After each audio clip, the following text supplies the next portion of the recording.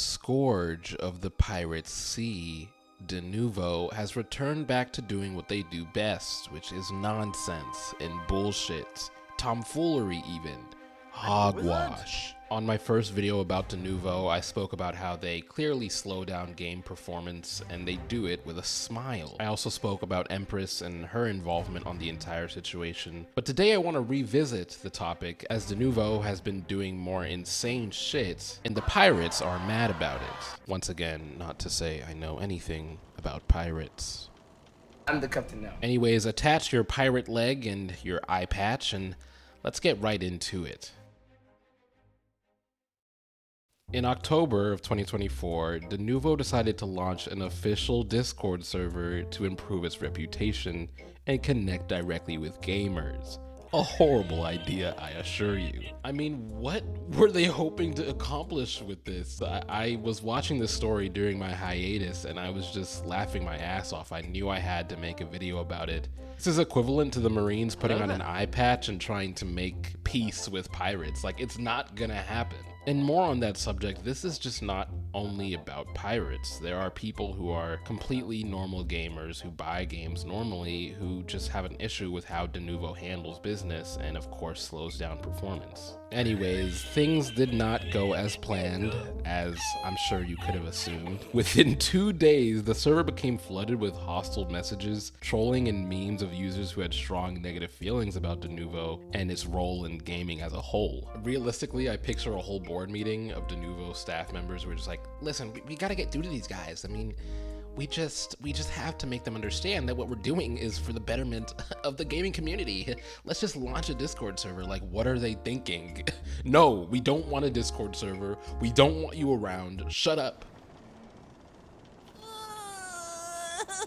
You purposely degrade games and make them slower and worse in performance, an issue that is already climbing in the modern day of gaming due to how much strain developers are willing to put on a CPU and a graphics card. We do not need you meddling around our assholes trying to stop people from doing what they're already going to do in the first place. I said it before and I'll say it again. Pirating is not really an issue if you make a good game. People are going to want to buy your game if it's quality, period, point blank. You are taking games we love and locking them behind bars, slowing performance, and then you expect us to suck you off for it. Like, what are you thinking? Let me give you a piece of advice, Denuvo. You are never going to be perceived in a good light under the gaming industry. People have valid reasons to distrust you because you guys are doing shady shit right in front of our eyes. And that leads perfectly onto chapter 2.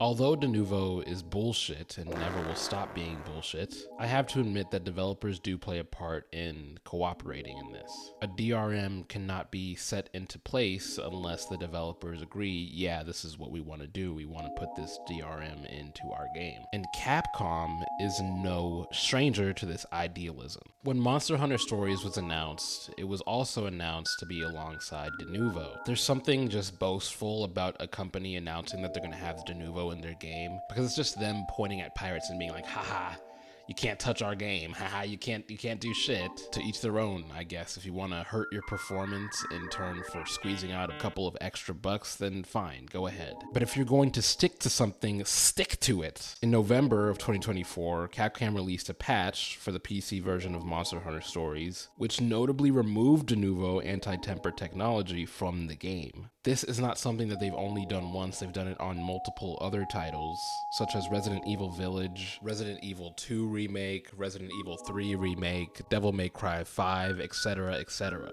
It's annoying and degrading because they're acknowledging that, yeah, what we're doing is wrong and what we're doing is fucked up, but we're still going to keep doing this. We're still going to slow our performance for the first chunk of time that our game is released, and then just throw out the software. We don't need it anymore. As much as I love banding together as pirates to get mad at Denuvo, we also need to hold gaming companies accountable for their actions as well. Anyways, after removing Denuvo from Monster Hunter Stories, Capcom switched it out for Enigma Protector, another DRM that is said to be less intrusive than Denuvo. Reports on impact are scarce, but overall it could just be a case of Denuvo having more wanted posters under its belt. Regardless, Capcom is just one company out of the sea of companies out there, and Denuvo's marks are not just set for the sky, but the stars beyond, as we move on to the final chapter of this pirate's tale.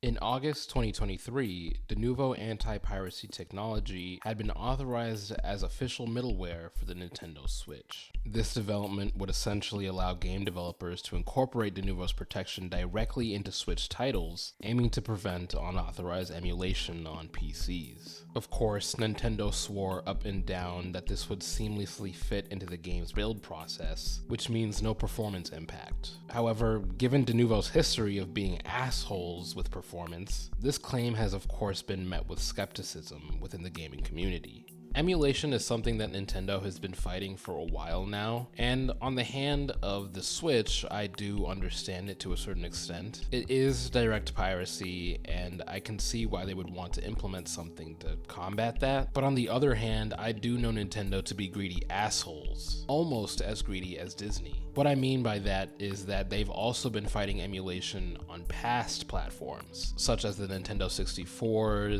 the GameCube, etc. Games and titles that, for most people who emulate them, already purchased them in the past and now just want to relive their nostalgia. They refuse to implement their old games into the Switch format, but then they also want to punish players for trying to emulate them in the modern day world. I'm not directly saying that emulating these games and emulating Switch games are the same thing, but I am saying that I think that this comes from a greedy place, and usually that also means they're willing to hurt the performance in the long run.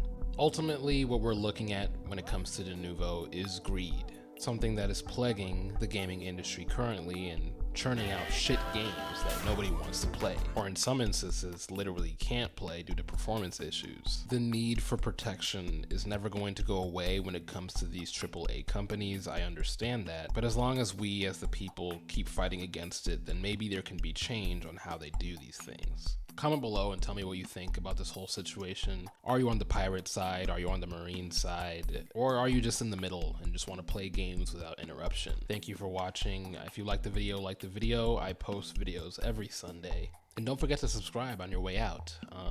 That is all for me. I will be back next week talking about who knows what. It's a crazy time over here. We talk about whatever the fuck we want to talk about.